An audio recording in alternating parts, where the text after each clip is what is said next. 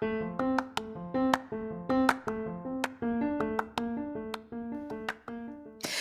there, and welcome to the daily podcast where wisdom smacks us with kisses or love taps. I'm MichelleSpiva, a wisdom strengthening coach, your host, and practical priestess of wisdom. Mwah. Join us daily to gain wisdom and mental strength as we tackle innovative thinking, address emotional and behavioral life traps, and yes, provide you with some practical how to's to wrap it all up. So settle in or crank up the speed 2x, whatever gets your mental processes firing as we dive in. Stay tuned.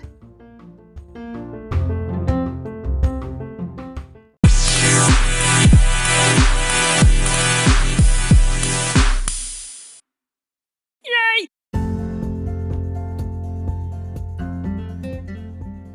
Hey, this is MichelleSpiva, your practical priestess and host of the Wisdom Smack podcast. Mwah. Join me today on the flip as we push back some things and get to the heart of the matter to learn some wisdom smacks on how to dig deep and see what's really going on. If you're tired of being part of the sheeple, if you're tired of being a pawn in someone else's game, this podcast is for you. So sit back, relax, and join me on the flip as we talk about from pawns to players. It's going to be good. I'll see you soon.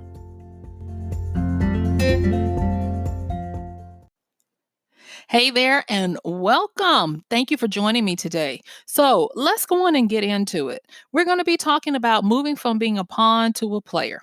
And the first thing I want to say is that a pawn becomes a player in a game when one of three things happen, or if all of these things happen.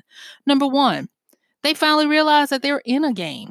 Number two, they realize the game or the game type that they're in. And number three, they realize that they are a pawn. And when we're talking about a pawn, we're talking about that chess piece, if you will, that is the front line, the infantry person. You know how I talked about baby soldiers in some of my other podcasts. The pawn is that expendable soldier who is there to simply carry out the wishes of someone else. It is easily manipulated. It is someone who is collateral damage. They are forfeit. If something goes wrong, they're the ones that take the brunt of things. And now is not the time for us to ignore what is afoot. And I say what is afoot because when you have times like this, and let me preface this by saying I have never gone through a pandemic before. So I don't know. All I know is what somebody recorded in history of what went down because I wasn't there. And last time I checked, I'm not a soothsayer. I don't know what's going to happen. And I'm not prepared to make any kind of predictions right now. My whole podcast yesterday was talking about uncertainty and you know, having to just deal with it. So I'm not going today come and say, "Oh, I know it's going to happen." But what I will say is that in times of great stress and great lack and the fact that humanity is predictably irrational, like Dan Ariely says, we can kind of sort of understand that we are now firmly ensconced in a time of the opportunist. And wisdom wants us to not get duped, not get taken advantage of, or taken for granted. And so it doesn't take a lot to change the trajectory of being an unwitting pawn, as much as it takes just a simple awareness and possibly a reminder that you need to be on guard. You need to understand that there are those who, out of their defense mechanisms, they are wired right now that their survival game is way different from yours. And I wish it wasn't the case, but that's humanity. And we have to be on guard for that. So thank you for letting me state that. And I don't want this to be, a grim podcast, but I do want us to be wise out here and understand that there are grifters, there are people who are operating out of a fear of lack that would use you or anybody else to, you know, satiate their need for security. So be wise, be wise. And so I'm going to say that in today's situation, we need to be mentally sharp like never before. And not only mentally sharp, we need to be flexible, fluid, we need to have the ability to pierce the veil of the pretty facades that people might have and try to, come in front of you with. And you need to be on guard, thinking harder, thinking stronger, and having endurance. I've been talking about infinite and finite games for a while now to hopefully get my regular listeners to understand that in today's world where we're in, this race isn't given to the swift nor the strong, but to the ones who truly endure until the end. And that is getting into the finite range. I mean, excuse me, the infinite range, meaning that if you're going to play a game of high quality for as long as possible, you need education and not only skills and training. No, you need some education. And so today, is going to be a little snippet of just like the education, if you will, of how to move from being a pawn to a true player in this game. And the good thing is you don't even have to try to win, especially if you're playing the infinite game, to try to sustain and maintain and have quality of your gameplay, aka your life, for as long as possible. Because there are a lot of people trying to win a game and don't know what happens the next day after they've won. It's so sad, and I'm not going to go off on that tangent, but it's a sad thing to see someone who doesn't know how to switch it up, and they're always out to compete and win against someone, only to finally realize when they've won, what does it profit a person to gain the whole world and lose their insight into what it means to be alive and to have quality interactions and relationships? And so I need you to understand that right now, this is the time for you to have that epiphany that I will not be a unwitting pawn in someone else's game. And in order to do that, we've got a few things we're going to talk about, okay? So, we're going to talk about focus real quick, all right? And focus is really at a premium right now. And I'm going to just say it. Right now, we can't afford to have a lack of it. What does it mean to be focused? Well, the first thing it means is to do away with unnecessary distractions. It would behoove you to, at this particular time, focus on getting away from a lot of distractions. One of the biggest ones that I'm pretty sure, I know I deal with it, but I'm pretty sure a lot of people deal with it, is going to be that phone in your hand or within 3 feet of you. I would encourage you to take some time during the day when you're not looking at it, when you're not living through it, and when it's not making you hop to its whims every time a notification comes in. Because when you have these distractions, they start to affect your ability to focus, to concentrate, and to get stuff done. And it becomes this phone that I'm talking about, it becomes the predictor of your moods and what you feel, what you believe, and what you think. And so taking time to be away from it, maybe a few hours in the morning and the evening, will help you, hopefully, to detox away from it a little bit. The next one is TV. Yeah, Having the news on in the background all day long, that's not good. You already know this. I'm only quickly saying it because you know it. And just let this be a quick reminder. Do not have that subconscious diet feeding your fears and making you become part of the hypnotic dance of those who would have you operating out of fears. So be strong and gain and do whatever you can to get your focus back. One of the things that I have been looking at in the mornings when I'm doing my little exercises in the house, thank God for a treadmill, is going back and looking at finances and things. I've mentioned books like Debt. I've mentioned books like The House of Morgan and some other ones that talk about American finance through the ages. And I'm currently listening to The Color of Money. It's hard to make it through that one because it's a very good book. It's just emotionally trying.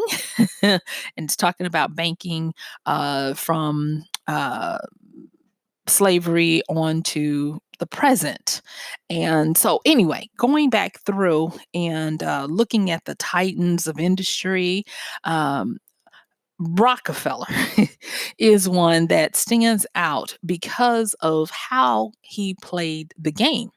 And going back and reviewing what Rockefeller did with Standard Oil and what he did with the railroads, and then him and Morgan and Hutton, E.F. Hutton, excuse me, Charles Schwab, not E.F. Hutton, Charles Schwab, and some others.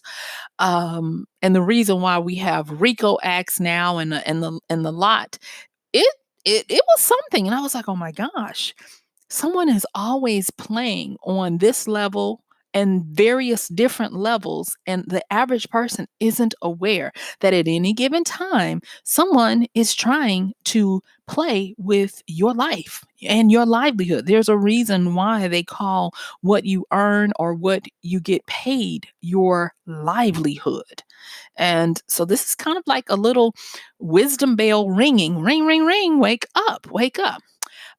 Rockefeller, when it was the great expansion to the West through the railroads and the industrial age was in full motion, and he had that black gold. He had the oil, and others had it as well, but he had this great manifest destiny, if you will, to cover the nation, to get his products out across the nation and the like. He played this long game that people weren't even aware of until it was too late, where he froze people out. And there were some who, when he started, if you look at his history, when he started, he was a lowly clerk who partnered with a guy, who had some wealth. And the guy just thought him to be a clerk, just a nondescript. And the guy who had more money at the time even admonished Rockefeller for being, too stringent and wanting to move too fast. And Rockefeller finally found a way to get rid of him by buying him out. And the guy was like, oh, I guess this is a good deal, until he really found out what Rockefeller had managed to do. Now, I am not trying to vilify this man or his legacy. You can go and read about John D. Rockefeller on your own. I am simply saying that hopefully by me mentioning some of the things that were done at times that mimic our times when the world was in turmoil, whether it was due to stock crashes or whether it was due to wars or now, like us, pandemics. There's always going to be some type of wisdom that you can learn. I am not saying that it's going to be the exact same because we don't know. But what I will say is that history can do a lot of teaching. It's been said, even like of stocks, and I said this the other day on a podcast, that if you are not familiar with something, now is not the time to start spending and trying to get into different types of investment opportunities, because You don't know what you don't know, and it's going to be a lot. I can just see it 18 months, 24 months from now, a couple of years from now, when people lose out because they tried to get into something that they thought was a good deal, but they didn't have the learning to know what was really going on. It's not going to be good. And so I really kind of want you to just kind of wake up and understand what's really going on. Understand the game that is being played.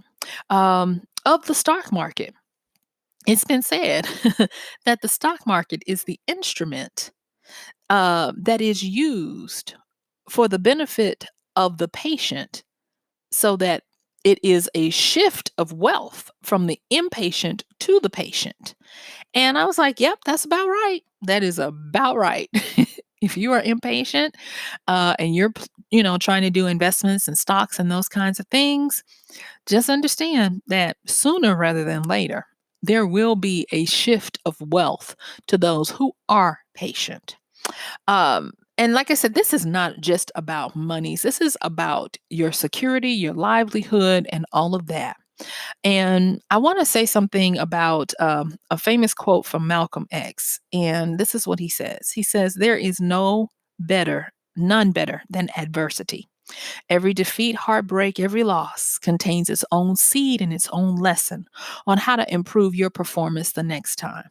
And so, yes, you're going to bump your head. You're going to have some issues that happen. You're not going to make it through this time unscathed because that's not life.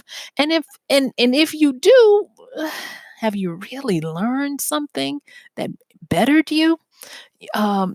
It's the friction. It's the times that your back is against the wall where you do your best. I talked again, yes, not yesterday, the day before. Well, anyway, recently, I talked about Morgan Housel and some of the articles he wrote for the Collaborative Fund. And you can find those at collaborativefund.com. And he talked about how there was great advancement when we were hard pressed, meaning that necessity was truly the mother of invention. How, in a 6 year period in World War II, we started off on horseback and ended in 6 years by splitting an atomic atom. And so there you cannot you cannot tell me that we are not able to do miraculous things when pressured to have to do it. And if you are slumbering right now, if you are thinking that everything is okay and that people are going to take care of me, and I see all the little funny memes about sitting by the mailbox waiting for a check, you don't have time for that. Let the check come. God bless you. But also be doing what you can with what you have to make it better. Okay. So now we want to get practical because this is how we do here, hopefully, practical with our wisdom. So I want to, just say that these are some of the things, and I want to give a shout out to this book called Captivate by Vanessa Van Edwards. It's an easy read, and she's done a lot of research about the science of people and how we interact. And a lot of the information in the book I am very familiar with, but when you study in this area, you become very familiar. But what I will say is if you don't, she encapsulates a lot of information in a fun way that you'll learn quickly. It's not a lot of puff and fluff. Her stories are relevant, and her experiments to expand her learning on things was very enjoyable, very insightful, and innovative. So I highly recommend it. And the book is called Captivate by Vanessa Van Edwards. So, in the book, she talks about 3 levels of trust.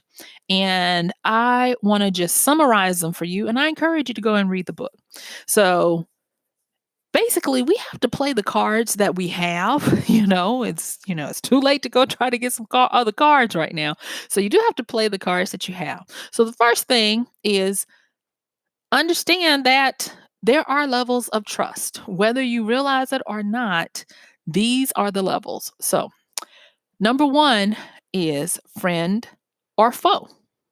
So, when people initially interact with you, they want to know, are you friend or foe? Are you hostile or benign or benevolent? Every time we think about meeting someone new, we are checking to see if they are for us or against us. That's our natural instinct. Are you going to be with me, or are you going to be against me? So that's the first level of trust. Then the next one is going to be, are you a winner or a loser? This might even be, are you able to increase my status or help me? What's in it for me? With them. What's in it for me? It's like once you realize that maybe this person is not against you, they're not an enemy, they're not a foe, they're not out to try to get you, then the next thing is you're trying to figure out the status, whether they are a winner or a loser. You can tell when people are into this because you carry on a conversation and they're going to soon quickly ask you, what do you do for a living? Who do you work for? Who are your people? They're going to try to qualify you and put you in some type of caste, some type of level so they can figure out if you are a winner or a loser. And I'll say this, winners, everybody wants a winner. No matter what, because winners make other winners or surrogates, of the winning. And then the third level is going to be, are you my ally or are you my enemy? And so the difference between, because I was like, well, what's the difference between one, friend or foe? And then three, ally or enemy. And here lies the rub. And that is that friend or foe is going to be, that's the first level. That's going to be one on one. But then on the third level of trust, it's not only you're my friend, not only are you're a winner, you help me improve my status. There is something beneficial that I get out of interacting with you, but you are now an ally, meaning that you are willing to operate and protect, help, or strengthen my interest because you're now my ally. And this is the one where we get duped if we don't realize that there's a game afoot and that we're possibly the pawns, because people will ingratiate themselves to you because they understand this. So when they come with gifts, they come bearing gifts, and then they come showing you how much of a winner they are. And then the next thing you know, you're on Twitter and social media parroting and holding the pom poms and baking the cakes for their agendas. And you don't even realize it. And that is to me one of the most insidious things that can happen because people are doing the work of these folks unawares. And I'm like, that ain't right. It's not. But I did come by to tell you today that you can move from being a pawn, building somebody else's goals and dreams, to being your own. And it's not where you have to even stop being their ally. You simply, if you're going to be an ally, they need to be your ally. And I'm saying this because too many people are allowing corporations or companies or organizations to have us as allies without requiring it in the other direction. And I'm going to just leave that at that because I want you to have food for thought and take it in whatever way you want to. Because that's another thing. You have to get to the point where you have an opinion. Remember, yesterday we talked about strong opinion held weakly, and develop your opinion. And as you gain more information that either test or strengthens your opinion, you go from there. And you learn how to think for yourself, how to believe what it is you want to believe, and how to be able to argue for it with sound doctrine, as for what we have at the current time, as well as understanding how to critique your own beliefs. And I'm going to tell you, it's a different kind of exercise when you're able to look at your stance and understand the other side of it, the drawbacks, the things that people would say, are not right. And by doing that, you are expanding your field of knowledge. You are expanding your ability to maneuver and to be a true player in this game. And hopefully, you're also making it where you can extend your gameplay for a long time to the point of infinite, because this is when you start, when you're playing your cards this way and understanding the three levels of trust that, friend number one, friend or foe. Number two, winners or losers, talking about the status, what's in it for me, what can you do for me, you know.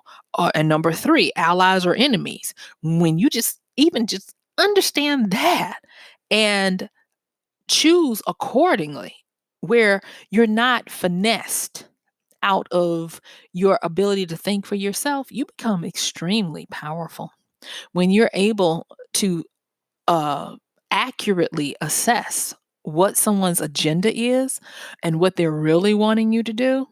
You'll be amazed at how things look totally different when you get to the point that you can immediately pinpoint when persuasive language and even propaganda is put before you.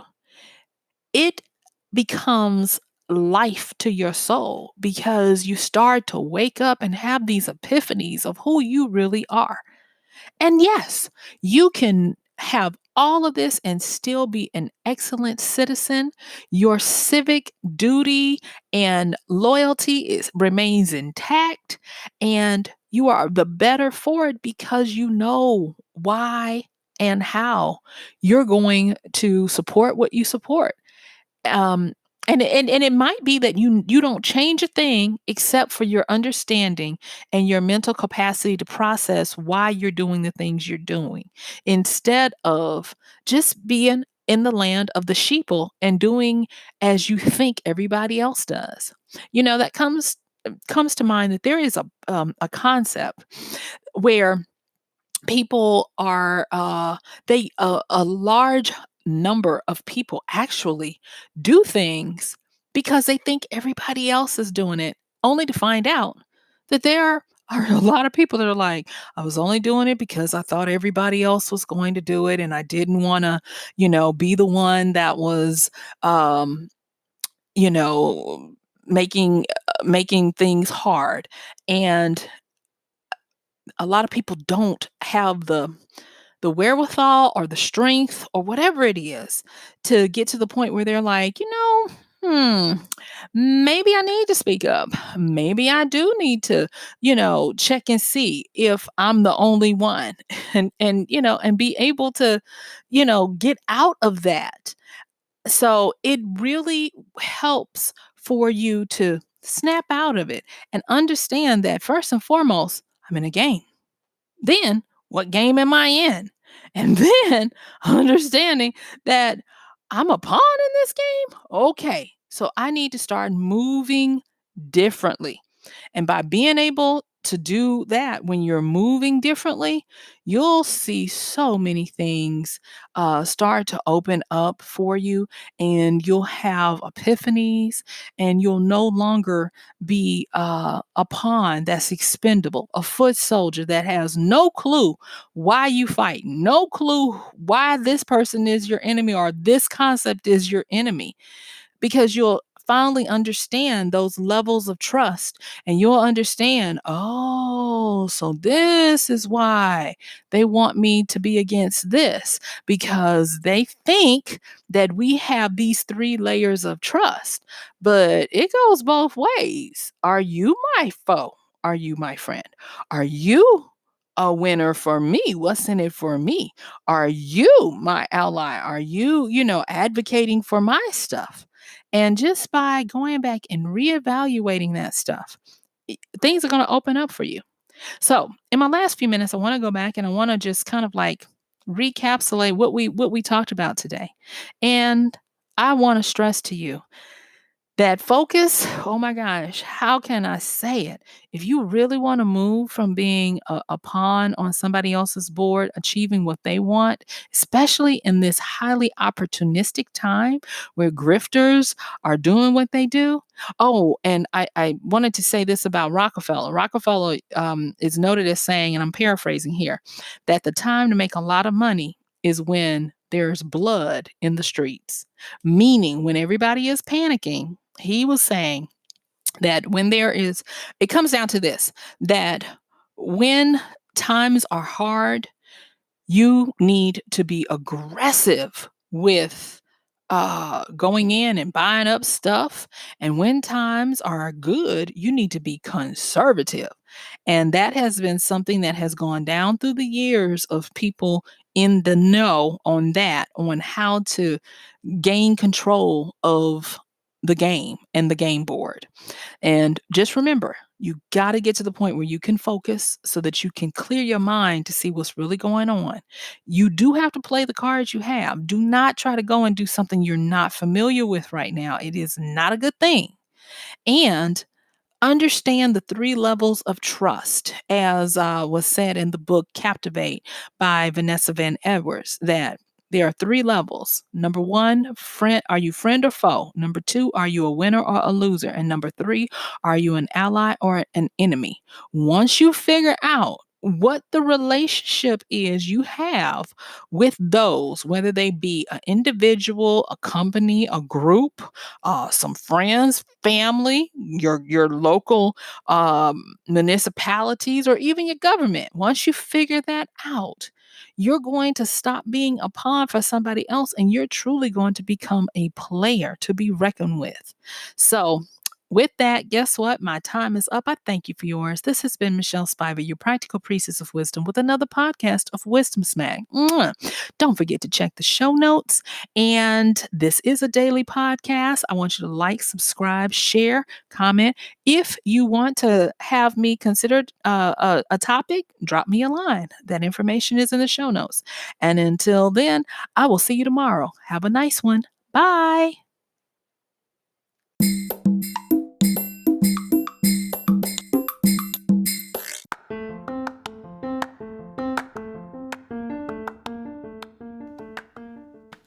And that's going to do it for today's podcast of Wisdom Smack with Michelle Spiva.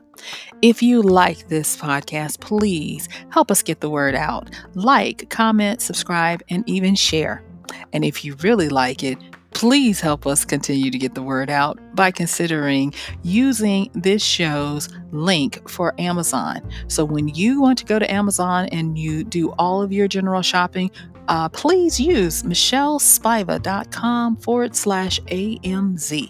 It's simple as that. It doesn't cost you anything extra, and this show might receive a little bit of commission that will go towards helping to further get these episodes out to you and to others. So thank you so much for listening. This has been Michelle Spiva with Wisdom Smack. Bye.